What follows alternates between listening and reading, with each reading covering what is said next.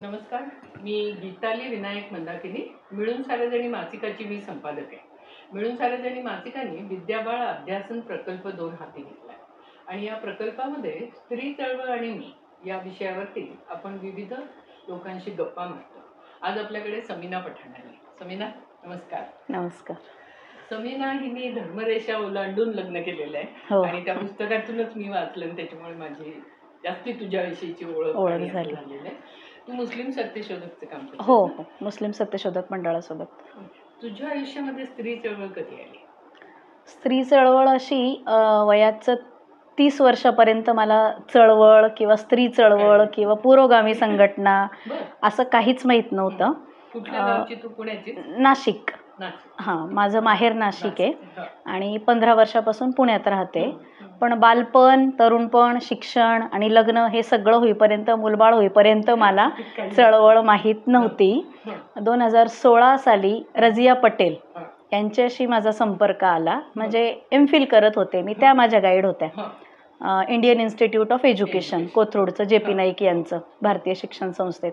मग तेव्हा 3 वर्ष त्यांच्यासोबत 2016 ते 2018-19 पर्यंत MPhilचं काम करत असताना मला रझिया पटेल ह्या कोण आहेत, त्यांचं काम, त्यांचं नाव मोठं आहे आणि मग चळवळ, स्त्री चळवळ, स्त्रीवाद ह्या सगळ्या गोष्टी मग लक्षात आल्या. हो. बालपण कसं गेलं? म्हणजे तिथे स्त्री पुरुष समतेचं काही आईवडिलांचं सहजीवन, समता अशी काही नव्हती. जसं रूढी परंपरा असतात तसं पारंपरिक होतं सगळं. वडील जास्त शिकलेले नव्हते आणि ती पितृसत्ता जी एक डोक्यामध्ये असते ती होती. म्हणजे माठाच्या शेजारी बसले तरी स्वतः पाणी नाही घ्यायचं, आईला सांगायचं की तू पाणी दे, अशा पद्धतीचं घरातलं वातावरण होतं. आणि जो वर्चस्ववाद असतो पुरुषांचा तसं होतं, वडिलांचा धाक होता. एक एवढी चांगली गोष्ट होती की शिक्षणाच्या बाबतीत थोडे धक्के खाल्लेले होते वडिलांनी, म्हणून त्यांना एवढं क्लिअर होतं की मुलांना शिकवायचं. किती मुलं त्यांना? म्हणजे तुला बहीण? हां, आम्ही 4 जण, 3 बहिणी, त्यातला माझा दुसरा नंबर आहे. एक मोठी ताई, माझ्यापेक्षा एक लहान बहीण आणि आमच्या तिघींपेक्षा सगळ्यात लहान. तो वंशाचा दिवा होईपर्यंत आम्ही झालो. आणि मग तिथे लहानपणी खूपच होतं का? म्हणजे त्यांनी काही केलं तरी चालतंय? नाही, घरामध्ये असा भेदभाव नाही झाला इतका. तो लहान असल्यामुळे साहजिकच त्याचा लाड व्हायचा.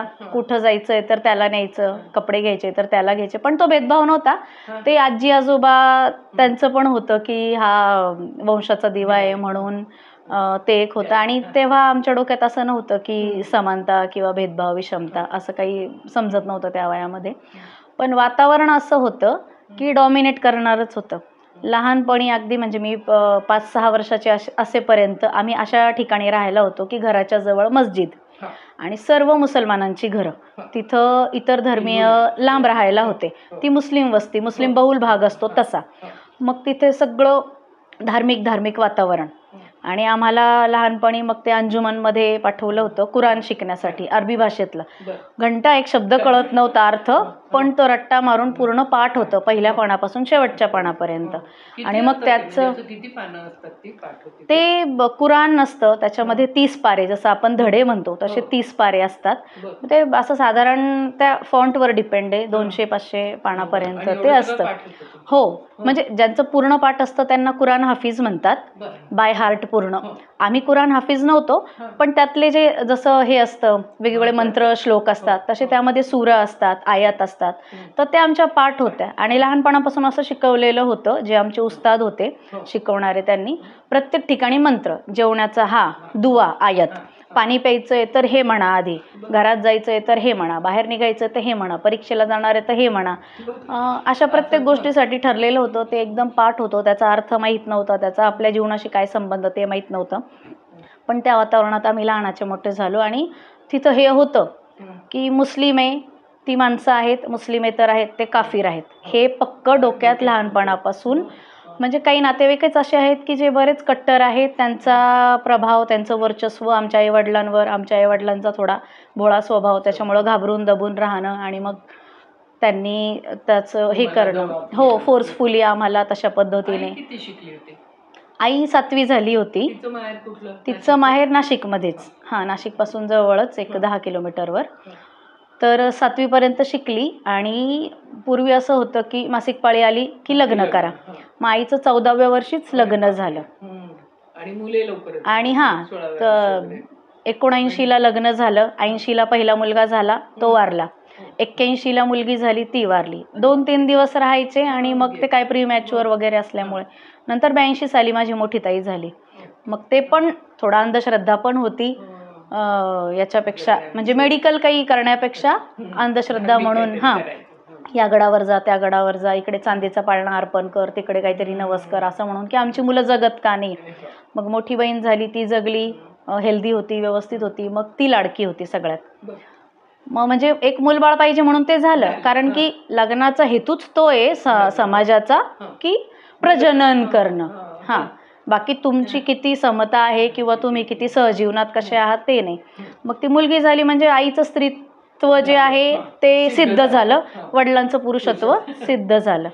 मग त्याच्यानंतर माझा जन्म झाला 84ला 2 वर्षांनी. मग दुसरी फिंद्री म्हणायची आमच्याकडे, फिंद्री झाली दुसरी. मग तिसऱ्यांदा पुन्हा चान्स घेतला, तर मग ती पण आता फिंद्री झाली. असं म्हणून मग आमच्याकडे जरा दुर्लक्षच झालं. मग शेवटी भाऊ झाला, मुलगा झाला. म्हणजे असं डोमेस्टिक व्हायलन्सचा तुमच्या सगळ्या त्या ज्या होता ग्रुप सगळा असतो तिथे, असं तू कधी लहानपणी बघितलं होतं? हो. नवरा मारतोय बायकोला किंवा वडिलांनी कधी आईला मारलं नव्हतं. वडिलांचा स्वभाव फार चांगला होता. पण माझे काका होते, त्यांना व्यसन होतं, त्याच्यामुळं त्यांचं एक लग्न झालं, दुसरं झालं, मुलबाळ झाले, सगळं संसाराचं वाताहत झाली. पण मग असं होतं की माझे आजोबा जे होते ते पूर्वी नाशिकमध्ये CNP ISP म्हणून मुद्रणालय आहेत, नोट आणि पासपोर्ट ते छापणारे कारखाने, तिथं आजोबा होते नोकरीला.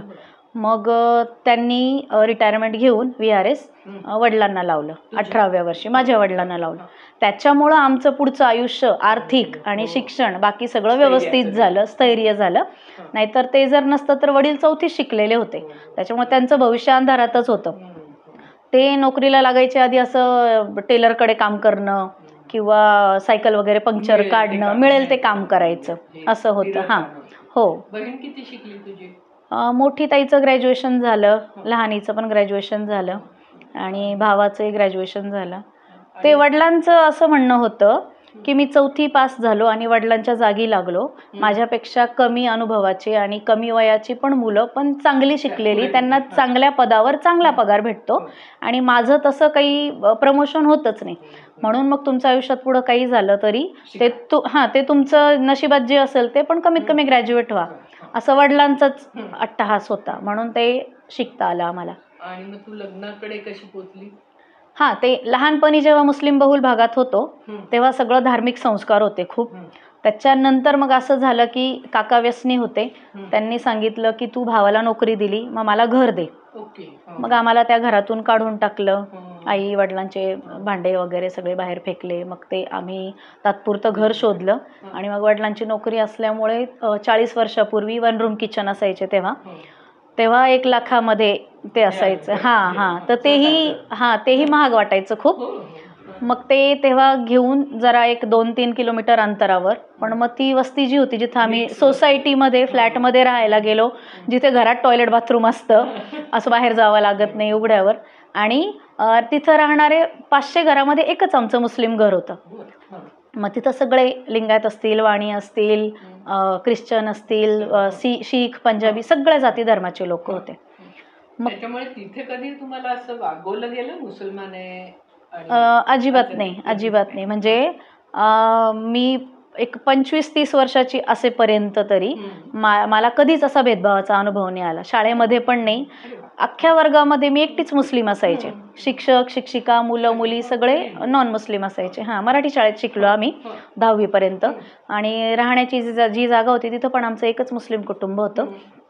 आम्ही क्रिसमसला पण जाणं, त्यांचे गाणं म्हणणं, केक खायला जाणं, दिवाळीला जाणं, सगळे सण उत्सव त्यांच्यासोबत करणं. आमच्या घरी दिवाळीला त्यांनी शिरखुर्मा, रमजानीसाठी येणं आणि बिर्याणी खायला येणं, असं सगळं छान होतं. कधी जाताना धर्म डोक्यामध्ये आलीच नव्हती. आई वडील मराठी माध्यमातून शिकले म्हणून त्यांनी आम्हाला मराठीत घातलं होतं. बाकी नातेवाईकांचा राग होता की आपण मुस्लिम आहे तर आपण उर्दू माध्यमातून शिकलं पाहिजे असं. आणि ते म्हणजे कट्टर होते का असं नाही? कट्टर नातेवाईक कट्टर. आई वडील असं स्वतः मराठीतून शिकले, त्याच्यामुळं त्यांचं असं होतं की, आणि घराजवळ उर्दू शाळा अवेलेबल पण नव्हती. हां, असं एक कारण होतं. तू BA नाशिकला झाली म्हणजे? नाही, BSc केलं. BSc केली. कुठल्या विषयाचं? माझं म्हणजे अजूनही मी शिकतेच आहे. शिक्षणाला आपल्या काही वयाचं बंधन नसतं. आतापर्यंत 12-15 डिग्र्या झाल्या आहेत. MPhil PhD सगळंच झालं. पण ते एक असं होतं की दुसरं काय करता येईल ते बघत असताना शिक्षण आपलं सोडायचं नाही म्हणून. आणि मेन मला पाठिंबा माझ्या जोडीदाराचा. की लग्न असं की 10वी झाली, 12वी झाली, मग लग्नाचा विषय काढला. नातेवाईक, आत्या मावशी सगळे म्हणायचे मासिक पाळी येते, आता लग्नाचं उरकून टाकायचं, आता यांचं काय लोणचं घालणार आहे का, आणि जास्त शिकल्या तर यांना मुलगा कसा भेटणार आहे. आणि आमच्या बरोबरीच्या मुलींची सगळ्यांची लग्न झाली होती. आत्याच्या मुली, मावशीच्या मुली, काकाच्या मुली, मामाच्या मुली, सगळ्यांचे लग्न झाले होते. मग घरापासून कॉलेज जवळ होतं. मग वडील म्हणे जोपर्यंत लग्न नाही जमत तोपर्यंत तुम्ही शिका. आणि माझ्या लग्नाचं असं होतं की मोठी ताई होती, तिचं जोपर्यंत होणार नाही तोपर्यंत मला संधी होती शिक्षणाची. मग 2010 पर्यंत तिचं काही लग्न झालंच नव्हतं. मग तोपर्यंत माझं 2004लाच BSc झालं होतं. 10वी झालं 99 साली, मग 12वी झाली. मग ते शाळेमध्ये तेव्हा चांगले मार्क पडले म्हणून मग जास्त मार्क म्हणजे सायन्स घ्यायचं, कमी मार्क आर्ट्स कॉमर्स असं होतं. तेव्हा काही कळत नव्हतं कोणता विषय आणि इंटरेस्ट वगैरे असं काही भाग नव्हता. सायन्स घ्यायचं म्हणून घेतलं. मग ते थोडं अवघड गेलं 11वी-12वीला. ते झालं. मग BSc झालं. तेव्हा मग कॉलेजमध्ये पहिले आले. मग असं ठरलं की शिकू आपण, आपल्याला जमतंय, करूया असं. तो थोडासा भाषेचा न्यूनगंड बाजूला झाला आणि ऑर्गॅनिक केमिस्ट्री घेऊन झालं BSc. हो का. मग त्याच्यातच MSc पण केलं पुढे. हो, नाशिकमध्येच केलं. ते डिस्टन्समध्ये केलं, तामिळनाडूच्या विद्यापीठातून, मदुराई कामराज. ते नोकरी करता करता केलं. शिक्षणाला जरा विरोधच होता कारण लग्नासाठी फोर्स होता घरातून, त्याच्यामुळं. पण मग BSc झाल्यावर असं झालं की झालं ग्रॅज्युएशन, आता घरी थांबायचं. MSc पण नाही करायचं, जास्त शिकलं तर मुलं मिळणार नाहीये असं. मग ते एक डोक्यात होतं की काहीतरी करू आपण. मग घरी तर नाही बसायचं, असं रिकामं बसवत नाहीये. मग त्यांना, आईवडिलांना सांगितलं की ताईचं लग्न जमेपर्यंत मला नाही शिकू देत तर नोकरी करू द्या. मग मी घराजवळ 1-2 किलोमीटरवर सायबर कॅफे होता, तिथं मग नोकरीला जायला लागले. मग असं होतं की सायबर कॅफेवर पगार मिळणार, 2-3 हजार पगार होता, जास्त नव्हता. सायकलवर जायचं, पण शिकायला पण भेटेल. कधी तो कम्प्युटर पाहिलेला नाही, कीबोर्ड कसं असतं, ईमेल ID काय असतो काही माहीत नसतं. मग ते म्हणजे MSc-IT कोर्स तेव्हा समजला, ते शिकले. मग ते इंटरनेट काय असतं, त्यावेळी याहू मेसेंजर असायचे. मग मी ते सर्व्हरवर काम करत असताना दिवसभर ऑनलाईन असायचे. मग ते चॅट रूम असतात, त्याच्यामध्ये बरेच म्हणजे श्रीलंकापासून जपान वगैरे सगळीकडे मित्रमैत्रिणी झाले होते असे ऑनलाईनच. कधी कधी वेबकॅमवर ऑनलाईन त्यांच्याशी बघणं बोलणं व्हायचं. तसा जळगावमधून प्रशांत पण मित्र झाला. तो इंजिनिअरिंग करत होता आणि तो त्याच्या काही प्रोजेक्टच्या कामासाठी सायबर कॅफेवर यायचा. मग जेव्हा ऑनलाईन असायचं तेव्हा मेसेज टाकून ठेवायचं, कधी ईमेल करायचं एकमेकांना. असं आम्ही बोलत राहिलो. कधी एकमेकांना पाहिलं नव्हतं वर्षभर. आणि बोलायचं असेल तर मग कॉइन बॉक्सवरून फोन करायचं आणि मग थोडंफार बोलणं व्हायचं असं. घरातून असे संस्कार होते की मुलांशी बोलायचं नाही. शाळा मुलींची मिक्स होती, पण वर्गातल्या मुलांशी पण आम्ही कधी बोललो नव्हतो. त्याच्यामुळे मुलांशी बोलणं म्हणजे भीतीच वाटायची. आणि असं एक होतं की मुलांशी बोलणारी म्हणजे वाया गेलेली मुलगी, कॅरेक्टरवर डायरेक्ट असं म्हणून. मग त्याच्याशी तशी ओळख झाली ऑनलाईन. तो पुण्यात, तो नाशिकमध्ये आला एकदा त्याच्या मित्रांसोबत. मग तेव्हा आम्ही भेटलो. सायबर कॅफेचा जॉब सोडून मी एक ॲक्वा गार्डच्या वॉटर प्युरिफायरच्या कंपनीमध्ये बॅक ऑफिस असिस्टंट म्हणून काम करत होते. म्हटलं शिकू देत नाही तर नोकरी करायची, ती सोडायची नाही. म्हणजे आपल्याला घराच्या बाहेर पडता येतं आणि स्वतः आर्थिक स्वावलंबी राहता येतं. मग आणि घरात असं चाललेलं होतं, म्हणजे त्याच्याकडे जोडीदार म्हणून बघण्याचा दृष्टिकोन असा डेव्हलप झाला की घरात बहिणीसाठी बघायला स्थळ यायचे. मग बहीण जरा तब्येतीने चांगली होती आणि मी जरा बारीक होते. मग मुलगा जरा बारीक असेल ना तर मग ही मोठी नाही, ही लहानी बघा. आणि मुलगा जर गोरा असेल ना तर माझी लहान बहीण खूप गोरी होती, मग ती बघा. म्हणजे आपण बाजारात भाजीपाला घ्यायला जातो, मेथीची जोडी चांगली नाही तर पालक घ्या, कोथिंबीर घ्या, अशा पद्धतीने आम्हाला तिघींना बसवलं जायचं. मावशी, मामा, काका सगळे त्याच्यात असायचे इन्व्हॉल्व. आई वडिलांचं काही नसायचं, बिचारे गप्पा असायचे, त्यांचं काही चालायचंच नाही. त्यांचं फक्त एवढं की आपल्या मुलींचं आपल्याला लग्न करायचंय, शिक्षण झालंय आता, चांगलं व्हावं म्हणून. स्थळ पण असे येत होते की कामाचं काही प्रॉब्लेम नव्हता, तुम्ही काही काम करा, कष्ट करा, पोटासाठी करतो प्रत्येकजण, कामाची लाज नसते. पण तुमचं शिक्षण कमी असेल किंवा तुमचा दृष्टिकोन आमच्यापेक्षा वेगळा असेल विचार, तर मग ते आयुष्यभराची भांडणं होतील, तुमचं आणि आमचं पटणार नाही आणि मग ते घटस्फोट आणि दोघांचं आयुष्य उद्ध्वस्त. म्हणून मग कमीत कमी समविचारी असावा. मी ग्रॅज्युएट आहे ना, 12वीचा मुलगा असेल चालेल, माझं म्हणणं नाही की तो डॉक्टर इंजिनियर ग्रॅज्युएट असला पाहिजे, पण निदान आहे ना माझं स्वातंत्र्य तुम्हाला दिलं पाहिजे. मला जर नोकरी करायची, पुढं शिकायचं आहे. आता मुस्लिम इस्लाम धर्मामध्ये सगळ्यांचं बऱ्यापैकी असं असतं, म्हणजे मी तरी माझं जे निरीक्षण आहे, मी जे पाहिलं आहे, माझ्या इतर बहिणींचं पाहिलं आहे, बुरखा घाल, चूल आणि मूल एवढंच करायचं, घराच्या बाहेर जायचं नाही, काही करायचं नाही. मग लग्न झालं की आयुष्य थांबलं. कोणत्याही प्रकारची आर्थिक शैक्षणिक अशी तुमची प्रोग्रेस काहीच नसतं. मग ते मला नको होतं. मग घरामध्ये असं होत असताना म्हटलं आपलं भविष्य तर अंधारातच आहे. हे मामा मावशी आपल्याला कोणाच्या दावणीला बांधतील आणि आपल्या ज्या इच्छा आकांक्षा आहे त्या आपण कशा करायच्या, आपला संघर्ष खूप वाढणार. नाही तर आहेच घटस्फोट घ्या, घरात बसा, असं काही पुढचं सगळं होणार. मग ते मला नको आहे. मग शोधतानाच आपण असं शोधावं की मुस्लिमच. असंही डोक्यात नव्हतं की मी धर्माच्या बाहेर करेल, कारण तेवढी हिंमतच नव्हती. तसं माझं जे काही वाढ विकास पालनपोषण आणि जो काही बॅकग्राऊंड होता ना, तो असा नव्हताच. अशी चौकट मोडण्याचा. एकदम साधं सोपं होतं सगळं काही. सकाळी शाळेत जा, घरी या, घरातली कामं करा, आईला मदत करा, असं. त्या काळी काही असं काही सोशल मीडियासारखा काही प्रकार नव्हता. दूरदर्शन फक्त बघून आम्ही लहानाचे मोठे झालो. 80चा काळ तो, 80-90चा. आणि मग याच्याशी बोलताना मला जाणवायचं, याचे विचार ऐकताना, हा नवोदय विद्यालयामध्ये शिकलेला होता. घरचं शैक्षणिक चांगलं, म्हणजे माझे जे सासरे ते मुख्याध्यापक होते. आदिवासी निवासी आश्रमशाळा असतात ना, तिथे त्यांचं दर 3 वर्षाने बदली वगैरे व्हायची. मग ते नंदुरबार, जळगाव, धुळे त्या भागामध्ये.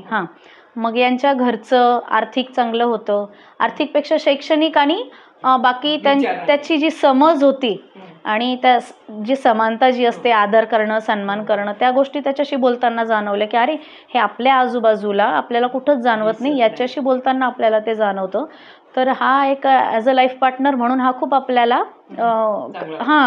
योग्य आहे असं म्हणून. मग नंतर भेटल्यानंतर त्यानेही मला विचारलं लग्नाविषयी. तर मी हो नव्हते म्हटले त्याला, कारण त्याने आधी मनात त्याच्याही होतं, पण त्याची बहीण लग्नाची राहिली होती, लहान बहीण, पण मुलीचा आधी करता ना. मग बहिणीचं लग्न झालं 2008 साली. मग मी त्याच्या बहिणीच्या लग्नाला पण गेले होते जळगावला. आणि तसं त्याचं घरी येणं जाणं पण होतं, त्याच्यामुळं घरी चांगली ओळख होती. नाही, फक्त मित्र म्हणून असं. तो पण माझा नाही, माझ्या भावाचा मित्र असं म्हणून. मला मुलगा मित्र असू शकतो ही कल्पनाच नाही करू शकत. फक्त मुलींशीच मैत्री करायची असते, असं होतं ते. मग त्यांनी विचारलं तेव्हा मी सांगितलं माझ्या बहिणीचं लग्न बाकी आहे. पण मग नंतर 2010ला बहिणीचं लग्न झालेलं नसताना असं झालं की याने घरी सांगितलं मला ह्या मुलीशी लग्न करायचं. मग त्याला घरून थोडा फोर्स झाला, बळजबरी काही स्थळं दाखवण्यात आली की, आणि मग याने स्पष्ट सांगितलं मला ह्या मुलीशी करायचं. मग घरच्यांचं असं होतं की साहजिकच, म्हणजे त्यांच्या जागी कोणी असलं तर असा विचार करतील की ही दुसऱ्या धर्माची, तर नको, आपला मोठा मुलगा आहे, पहिलीच घरात लक्ष्मी येणारी जी सून आहे, आपल्याच जाती धर्माची, आपल्याच कुळातली, असं असतं ते. तसं सगळं हे झालेलं असतं आपलं. अपब्रिंगिंग तसंच झालेलं असतं प्रत्येकाचं. मग त्यांनी सांगितलं की नाही, मग थोडंसं इमोशनल ब्लॅकमेल, थोडं टॉर्चर हे. मग त्यात प्रशांतला पॅरालिसिसचा अटॅक आला. मग त्याला एक हात, एक पाय, तोंड वाकडं झालं, बोलता येईना, जेवता येईना, असं. डावी बाजू पूर्ण, अर्धी बाजू त्याची पूर्ण अशी विकलांग झाल्यासारखी, अर्धांगवायू असतो ना, तसं झालं. मग ते लवकर दवाखान्यात नेल्यामुळं ते रिकवर झालं. पण त्याला पॅरालिसिस झाल्यावर त्यांनी मला निरोप पाठवला की आपण जो लग्नाचा विचार करत होतो तो नाही करूया, माझ्यासोबत असं असं झालंय, मी आयुष्यभर तुझ्यावर डिपेंड नाही राहू शकत किंवा मी तुझं आयुष्य खराब नाही करू शकत, असं म्हणून तर आपण मित्र म्हणून राहूया, आपण लग्न नाही करूया, कारण मला हे बरं नाही वाटत आहे की माझ्यामुळं तुझं आयुष्य, तुला एखादा चांगला मुलगा भेटेल त्याच्यासोबत तू संसार करू शकशील, असं मी अंथरुणावर राहिलो, जर बरा नाही झालो तर आयुष्यभर तू कसं माझं करत बसशील, असं म्हणून. तर मग मला तो जे बोलला तर ते त्याच्या दृष्टिकोनातून योग्य होतं.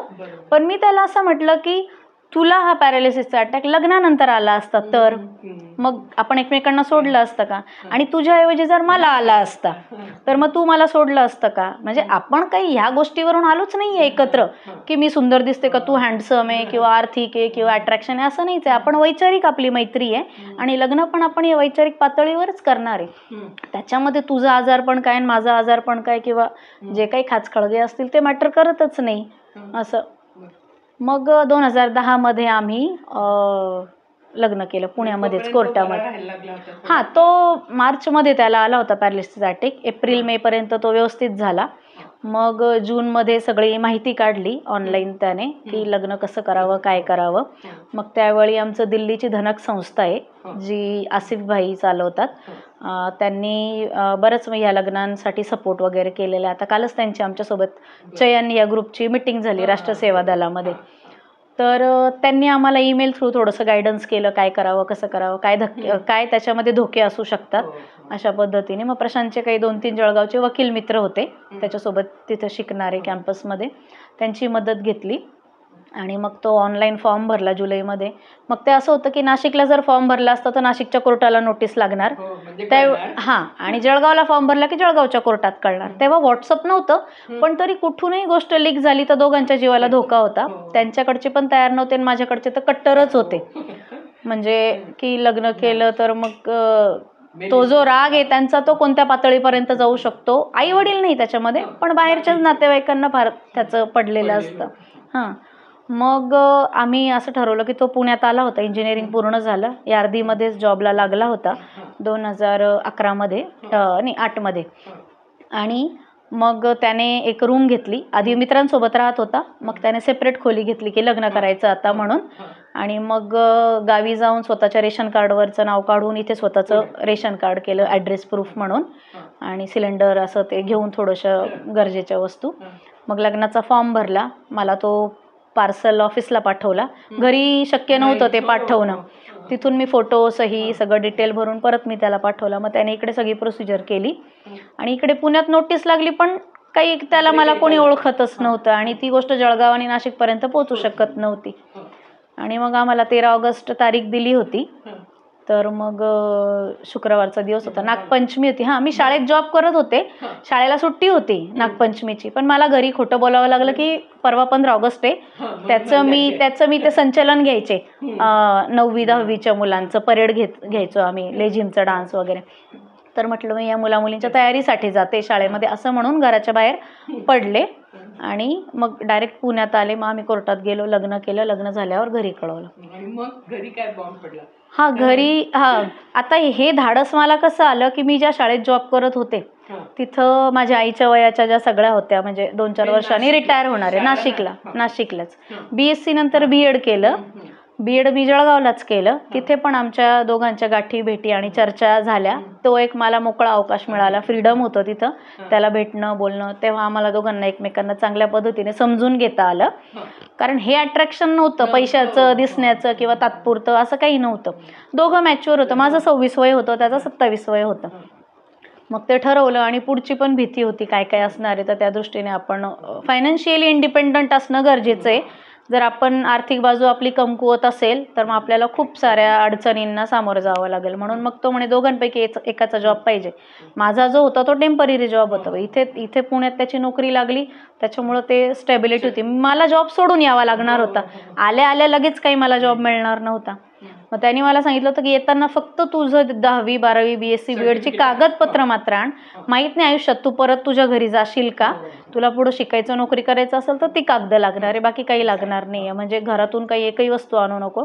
तो 8 दिवस आधी येऊन त्याने मला प्रवासाचे सुद्धा पैसे देऊन गेला की तुला नाशिक ते पुणे तिकिटासाठी 200-250 रुपये लागतील, तर हे तुझ्या म्हणजे घरातून 1 रुपया आणू नको, तुझा पगार आणू नको. म्हणजे मी पण हा विचार केला की कोणता मुलगा असा. आणि अशा घटना मी ऐकल्या वाचल्या की मुलींना फूस लावली, आमिष दिलं आणि मग तो घरातलं सोनं आण, हे आण, ते आण. मग म्हटलं हा किती वेगळा आहे बाकीच्या मुलांपेक्षा. म्हणून त्याच्या अशा विचारांमुळं, कृतीमुळं त्याच्यावर विश्वास जास्त बसला की हा आपल्याला धोका नाही देणार असं. हां, म्हणजे असंही होतं की मी नाशिकवरून शिवाजीनगरला उतरल्यावर मला याचं घर माहीत नाही, पत्ता माहीत नाही, आणि जर फोन उचलला नाही मी कुठं जाऊन लग्न करणार आहे, असंही एक होतं की धाकधूक होती एक प्रवासामध्ये येतात. हां, असं. पण इथे पुण्यात तुम्हाला कोणी मदत करणारी होती त्यावेळेला? हां, लग्नाच्या आधी माझ्या शाळेतल्या ज्या शिक्षिका होत्या, मी असं थोडं टेन्शनमध्ये, घरी माहीत पडलं, मग आईवडिलांनी सांगितलं घराच्या बाहेर जाऊ नको, पण मी सांगितलं की मी वर्ग शिक्षक आहे, मला रिझल्ट, मला पेपर तपासणं एवढं मला पूर्ण करू द्या, मग मी नोकरी सोडते. अशा याच्याने मला घराच्या बाहेर पडता आलं. मग शाळेत मग हे सगळं मी माझ्या त्या ज्या स्टाफ मेंबर होत्या त्यांच्याशी शेअर केलं. मग त्यांनी सांगितलं याच्यात काही चुकीचं नाही आहे, तुझ्या आईवडिलांवर तो सामाजिक दबाव आहे, तुझं भविष्य उज्ज्वल आहे आणि तू जे काही सांगते की तुझं जर एखाद्या मुस्लिम कट्टर मुलाशी लग्न झालं तर तुझं पुढचं आयुष्य अंधारात असणार आहे, तुला शिक्षण किंवा पुढचं फ्रीडम नसणार आहे. हां, म्हणजे जी मुलं यायची त्यांचं म्हणणं असायचं की औरत पैर की चप्पल है. हां, मग त्या हो हो हो मग तिला डोक्यावर का ठेवायचं, ती पायातच असली पाहिजे. असा मुलगा माझ्याशी जर बोलतोय तर त्याच्याशी मी कसं काय लग्न करायचं. मला काही चळवळ आणि संविधान आणि समानता काही घंटा एक शब्द माहीत नाही, पण मला एवढं कळतंय की हे जे होतंय ती विषमता आहे, भेदभाव, आणि हे मला पटत नाही. मला माझ्या आयुष्यामध्ये हे नको आहे. मग त्याच्यासाठी मला थोडं काही संघर्ष किंवा धोका पत्करावा लागला तर चालेल. आणि एक ते म्हणजे आगीतून फुफाट्यात पण जाऊ शकते, ते पण माहीत नाही पुढचं कसं आहे, सगळं धुसरच आहे. पण तरी संधी आहे ना तर मग ती सोडायची नाही. असं एक मी प्रशांतकडे बघत होते की माझ्या आयुष्यात मला मिळालेली संधी पुढं काय होईल ते माहीत नाही. मी म्हणत होते की पुण्यात सपोर्ट कोणी केला किंवा तू मुस्लिम सत्यशोधक संस्थेकडे कशी गेली? नाही, मुस्लिम सत्यशोधककडे खूप उशिरा आले मी. म्हणजे आत्ता 2020-21 मध्ये, हार्डली 4-5 वर्ष झाले. मंडळ मला आधी माहीत नव्हतं.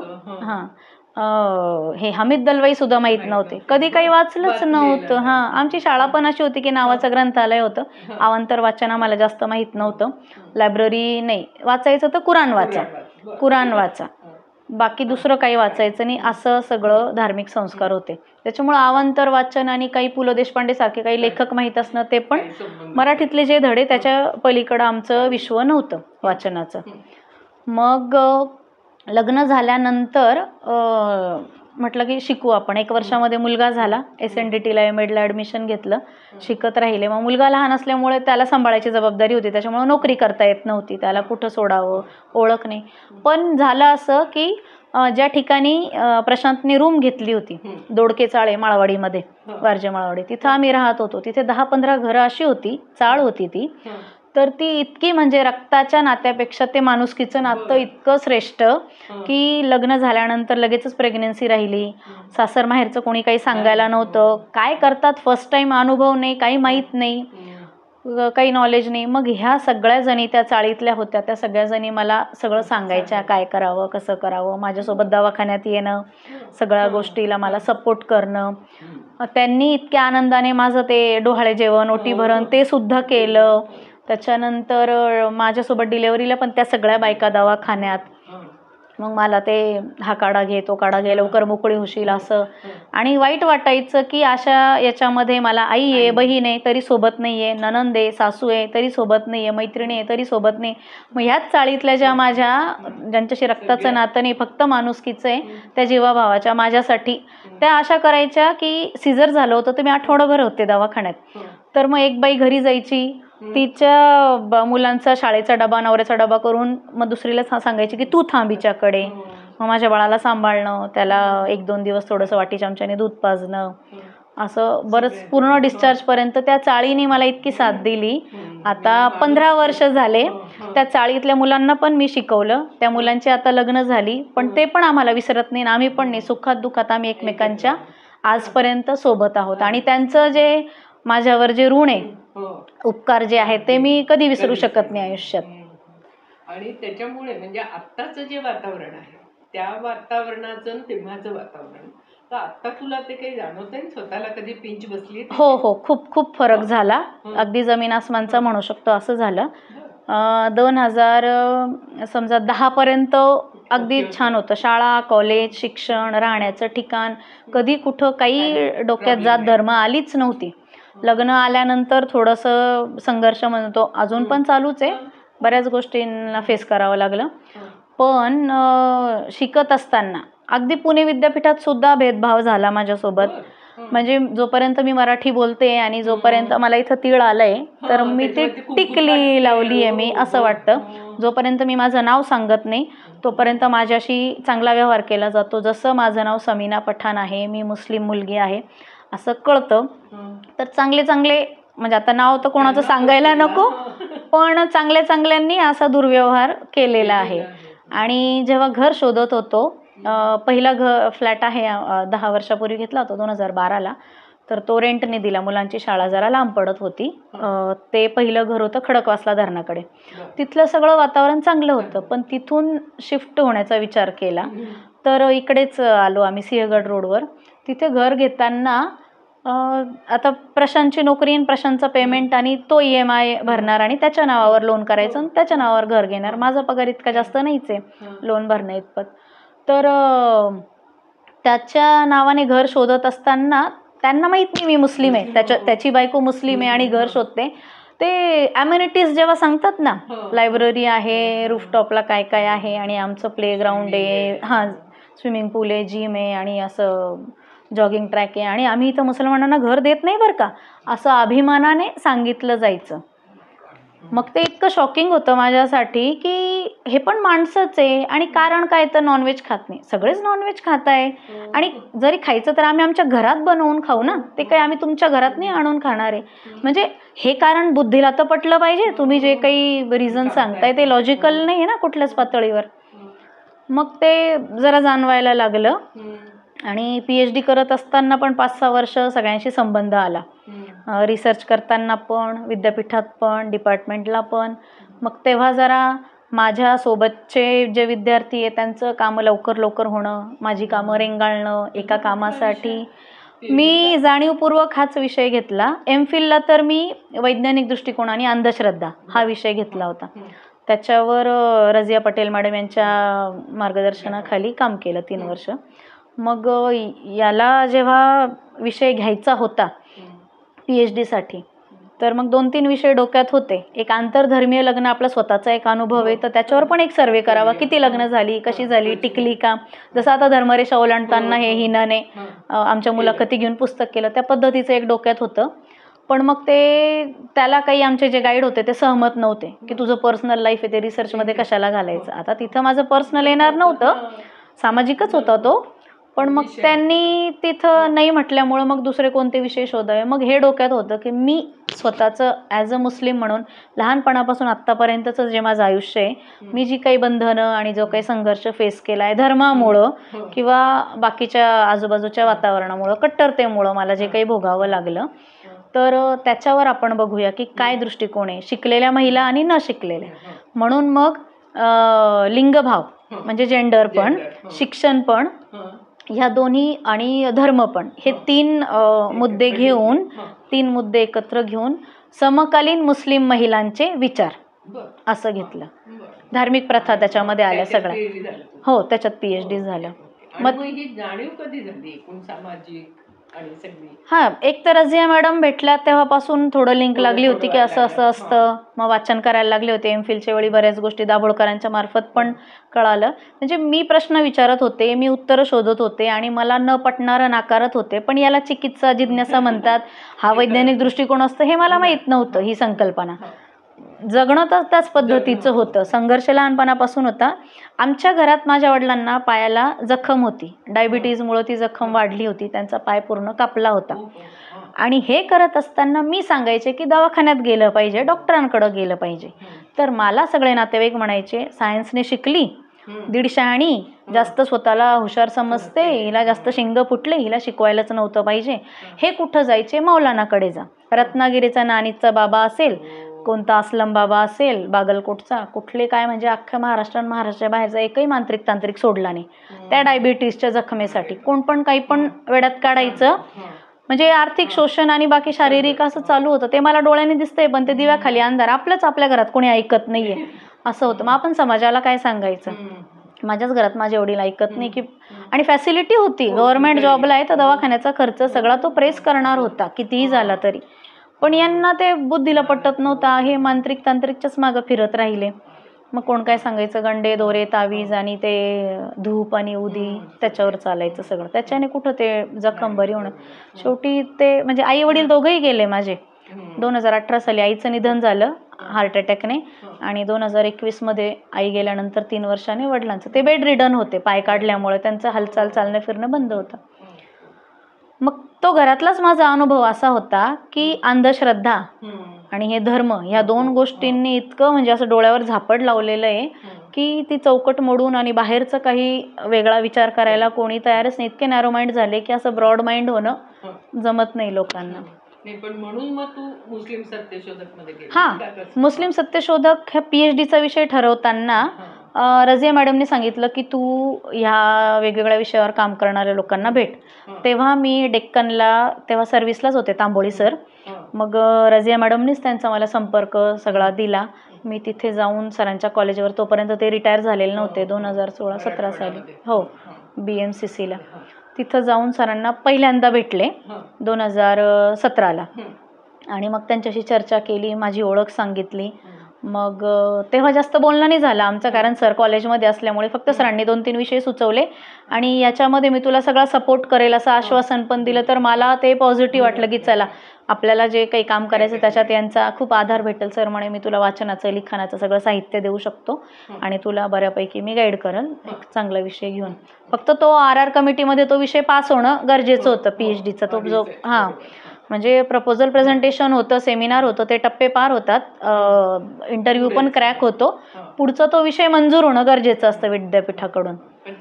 तो झाला. आणि PhDला किती वर्ष लागली साधारण?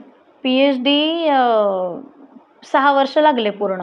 2000. तुला मुलं केवढी आहेत तुझी, म्हणजे किती मुलं? हां, एक मुलगा एक मुलगी आहे. लग्न 10 मध्ये झालं, 11 मध्येच मुलगा झाला आणि 18 मध्ये मुलगी झाली. मुलगी आता 7 वर्षाची, 2रीला जाते, आणि मुलगा आता 13 वर्षाचा आहे, तो 7वी पास होऊन 8वीला गेला. आणि असं आपण म्हणतो ना की प्रियकराचा नवरा होताना, म्हणजे प्रियकर असताना वेगळा असतो, नवरा असताना वेगळा, तर तसा तुला फरक जाणवला प्रशांत मध्ये? नाही, अजिबातच नाही.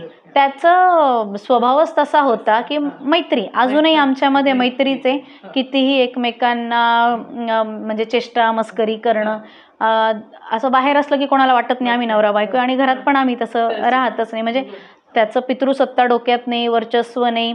मी लग्न केलं तेव्हा मला फक्त चहा बनवता यायचा, स्वयंपाक येत नव्हता, पोळी वगैरे करता यायची, कारण माझ्या घरी आई करायची, आई नसली की मोठी ताई करायची. माझ्यापर्यंत ती तशी जबाबदारी आली नाही. आपण धुणं, भांडे, फरशी, बाकीची कामं करायची, डायरेक्ट स्वयंपाक कधी नाही केला. मग मी प्रशांतलाही सांगितलं होतं की लग्न करताना मला स्वयंपाक नाही येत बाबा, मी कधी केला नाही, आणि मी कधी घरी पण नसायचे, सकाळी गेले की संध्याकाळी यायचे, शिक्षण आणि नोकरी. मग तो म्हणे काही हरकत नाही, तुला पोळी येते ना, मला भाजी येते. तो हॉस्टेलला राहायला होता. नंतर मग मेसचं जेवण चांगलं नसायचं, म्हणजे 5वी पासून तो जो घराच्या बाहेर होता, नवोदय विद्यालय, त्याच्यानंतर इंजिनिअरिंग, त्याच्यानंतर पुण्यातला जॉब, तर त्याला बऱ्यापैकी चांगला, म्हणजे तो मास्टर शेफ आहे, चांगला स्वयंपाक येतो. मग आजही, म्हणजे आजची पण भाजी त्यानेच केली आणि पोळी मी केली 15 वर्षामध्ये. फक्त तो जेव्हा नसतो, अमेरिकेला गेलाय किंवा कुठं बाहेर, तर तेव्हा मी करते मात्र असं. हो. आणि मला आता सांग की एकूण ट्रिपल तलाक किंवा बुरखा किंवा अशा सगळ्या याच्यामध्ये त्याच्या विरोधात तू काम करते आहेस का, कसं, आणि तेव्हाचे तुझे अनुभव काय? बुरख्याचा माझा स्वतःचाच अनुभव असा आहे की मला घरून नातेवाईकांनी फोर्स केला की बुरखा घालावा लागेल. मग तो मी थोडे दिवस घातला, पण ते काही जमलं नाही, म्हणजे अनकम्फर्टेबल होतं ते. फक्त डोळे उघडे ठेवायचे, बाकी सगळं पॅक ठेवायचं, हालचालीवर नियंत्रण. मी सायकल चालवू शकत नव्हते, पळू शकत नव्हते, काही करू, स्पोर्ट्समध्ये जाऊ शकत नव्हते, काही करू शकत नव्हते. मग का घालायचं हे?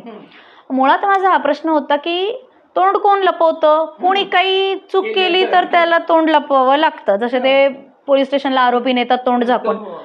तर तोंड झाकायचं काय, हा माझा प्रश्न. बऱ्याच लोकांना उत्तरं विचारली तर कोणी काही समाधानकारक उत्तर दिलं नाही. सगळ्यांचं असं ते एक चौकट असायची उत्तराची की हे कुराणमध्ये सांगितलंय, धर्माचं आहे, मग ती आपली एक रिलिजियस आयडेंटिटी म्हणून.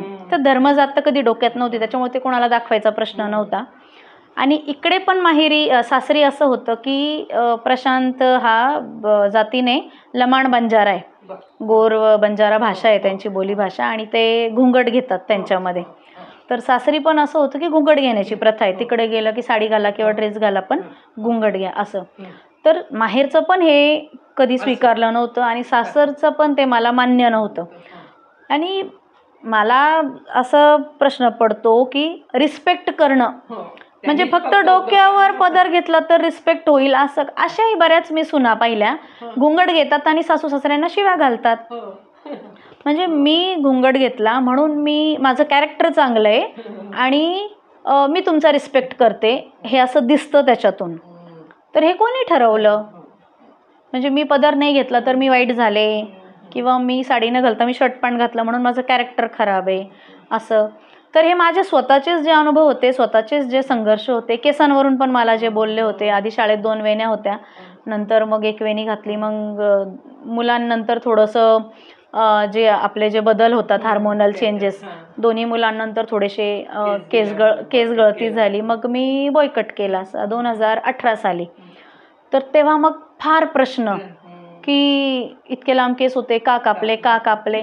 आता हे कोणी ठरवलं हेच घाला आणि असंच करा, पुरुष असाच पाहिजे, स्त्री अशीच पाहिजे? मुस्लिम सत्यशोधक मध्ये तू बोलतेस का? म्हणजे तुझ्या बाबतीत थोडं असं वाटतं की तू पर्सनली जास्ती करतेस आणि सामाजिक दृष्ट्या कमी करतेस का ते केलेलं आहे? नाही, मुस्लिम सत्यशोधक मंडळामध्ये आता तिथे आपल्याला ह्या लोकांमध्ये राहून त्यांचं प्रबोधन करायचंय, तर एकदम टोकाचं नाही बोलू शकत. म्हणजे मी जेव्हा रिसर्चसाठी जात होते मुस्लिम महिलांच्या मुलाखती घ्यायला, तेव्हा त्यांचा तोच प्रश्न असायचा, तू मुस्लिम आहे तरी तुझा बॉयकट का बरं, तू का बुरखा नाही घातला? म्हणजे आपण त्यांना त्यांच्यातले वाटतच नाही, असा एक अडचणीचा भाग असतो. म्हणून मग माझ्या वैयक्तिक आयुष्यामध्ये मला जे वाटतंय ते मी करतेच आहे, पण मी हे फोर्सफुली प्रत्येक स्त्रीला मी नाही सांगू शकत की तू पण हेच कर, मी केलं ते.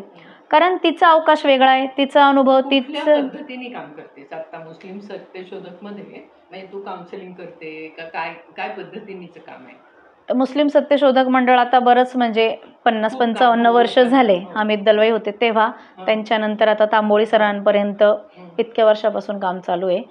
तर असं टिकमार्क केल्यासारखं ह्या तारखेला ह्या महिन्याला इव्हेंट करावं असं अजिबात वाटत नाही. असं वाटतं की ग्राउंड लेवलला काम झालं पाहिजे, समस्या समजून घेतल्या पाहिजे, शिक्षणाच्या असतील, रोजगाराच्या असतील, वेगवेगळ्या संधी असतील, आणि जे स्वातंत्र्य असतं महिलांचं खरं तर ते त्यांना समजलं पाहिजे. आणि ते कधी मिळेल त्यांना, त्या घराच्या बाहेर पडतील आणि थोडंसं फायनान्शियल इंडिपेंडंट होतील तर. नाही तर ते आर्थिक जर नवऱ्यावर, भावावर, वडिलांवर डिपेंड आहे तर त्यांना त्यांचंच ऐकावं लागतं. पुरुषी त्या वर्चस्वामध्ये, दबावामध्ये, पितृसत्तेत राहावं लागतं. त्यांना शिक्षण गरजेचं आहे. पण शिक्षणाचं पण असं आहे ना की बऱ्याच पाहिल्या, आता वट सावित्री पण जी झाली, IT मध्ये जॉब करणाऱ्या वडाची फांदी आणून गोल गोल फिरतात.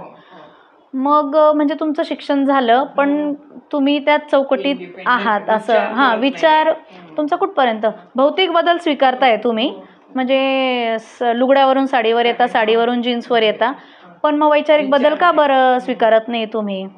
आपण इतकं शिकलो तर ते जुनं सोडून द्यावं. आणि सावित्री तुम्हाला त्या सावित्रीपेक्षा ही सावित्री का बरं महत्त्वाची वाटत नाही फुल्यांची, असं म्हणून. मग हे मुस्लिम महिला ज्या आहेत त्यांचा तोच प्रॉब्लेम आहे. मी डायरेक्ट जाऊन त्यांना असं नाही सांगू शकत. मग काम अशा पद्धतीने चालतं की वर्कशॉप ऑर्गनाईज करणं, त्याच्यामध्ये हळूहळू संख्येचा पण प्रॉब्लेम येतो, कारण त्या घराबाहेर पडतच नाही. आणि पडल्यानंतर मग आम्ही का बरं शिकायचं, संविधान पण का बरं जाणून घ्यायचं, किंवा काय, कुराणच्या बाहेर आलेल्याच नाही ना त्या. त्याच्यामुळं ह्या ग्रंथाच्या बाहेर, किंवा त्यांच्या डोक्यात काय हलाला तलाक हे सगळं चांगलं आहे. तलाकचा जेव्हा कायदा आला तेव्हा ह्या महिलाच इस्लाम खतरे में हे असं म्हणत रस्त्यावर आल्या होत्या की तलाक, एक मुस्लिम पुरुष स्वतःची पहिली बायको असताना दुसरी बायको करतो, मग हा जो अन्याय आहे तो त्यांना वाटतच नाही हा अन्याय. ते म्हणतात की ते धर्माने सांगितले आणि ते चांगलंच आहे, त्यांना त्याचा अभिमान वाटतो. माझ्या नवऱ्याने 4 बायका केल्या तो त्याचा अधिकार आहे हे त्यांना वाटतं. हलाला करणं त्यांना चुकीचं नाही वाटत. आता तुझा काय बेत आहे, पुढे काय करायचंय? पुढे असं की मुस्लिम सत्यशोधक मंडळ हा एक चांगला प्लॅटफॉर्म आहे. म्हणजे त्या मंडळाशी जोडायच्या आधी पण माझी अशी स्वतंत्र काही ओळख नव्हती, माझं सगळं पर्सनल लेवलवरच चाललेलं होतं. पण मंडळाशी जोडल्यानंतर 2 गोष्टी अशा झाल्या की कार्यकारिणी सदस्य झाले म्हणून समाजाशी जोडायला एक संधी मिळाली. दुसरं की मंडळाचा प्लॅटफॉर्म मिळाला. आणि सरांचा पण असा आग्रह असतो की पुरुषांपेक्षा महिलांनी पुढे यावं, महिला प्रतिनिधी असाव्या, त्यांनी बोलावं, त्यांनी करावं, इनिशिएटिव्ह जो पुढाकार येतो त्यांनी घ्यावा असं असतं. तर आता हेच आहे आमचं की संविधान, आणि हमीद दलवाईंनी सांगितलेलं मानवतावादी दृष्टिकोन आणि वैज्ञानिक दृष्टिकोन हा जेवढा जास्त आपण पसरवू लोकांपर्यंत, तेवढं त्यांच्यावरचा धर्माचा पगडा हळूहळू, आपण धर्म वाईट आहे असं डायरेक्ट नाही म्हणू शकत त्यांना, किंवा तुमच्या पुस्तकात लिहिले ते चुकीचं असं नाही म्हणू शकत. ते त्यांना पटवण्यासाठी दुसरा मार्ग आपल्याला असा घ्यावा लागेल की संविधान, तुमचं स्वातंत्र्य किंवा तुमचं जगणं, तुमचे हक्क, तुमचे अधिकार, ते सगळं होण्यासाठी संविधानाने तुम्हाला काय काय दिलेलं आहे असं. म्हणजे हिंदू कोड बिल ज्या हिंदू महिलांना माहीत नसतं, आणि मुस्लिम महिला फक्त मुस्लिम पर्सनल लॉला सपोर्ट करत असतात. तो किती लिमिटेड आहे, त्याच्यामध्ये किती विषमता आहे हे त्यांना माहीत नसतं. हो, त्यासाठी खूप शुभेच्छा आणि मस्त वाटलेलं आहे तुला भेटून. थँक्यू. खूप शुभेच्छा. छान छान काम कर आता, कारण आता ओके. पर्सनल थोडं कमी हो, करून नक्की नक्की. हे असं म्हणजे विद्रोह किंवा बंड करणं असं स्वतःच्या आयुष्यामध्ये फार मला फायद्याचं ठरलं. कारण केसांवरून जेव्हा मला बोलत होते, इकडे बुरखा घेणं आणि तिकडे घुंगट घेणं, तर मग मी डायरेक्ट असं ठरलं की आता टक्कल करूया. टक्कल केलं आणि मग ते सोशल मीडियावर फोटो वगैरे टाकून ते बऱ्यापैकी व्हायरल केलं. मग तेव्हा पण मग त्या लोकांचे प्रश्न होते की तुला कॅन्सर झाला का, काय झालं, असं तसं. पण नाही, मला असं वाटतं की माझे केस, माझा निर्णय, माझा तो वैयक्तिक असं. हां, हो हो, त्यासाठी खूप शुभेच्छा. थँक्यू. आमचा व्हिडिओ तुम्हाला आवडला असेल तर लाईक करा, शेअर करा आणि मिळून साऱ्या जणीचं YouTube चॅनेल सबस्क्राईब करा. धन्यवाद.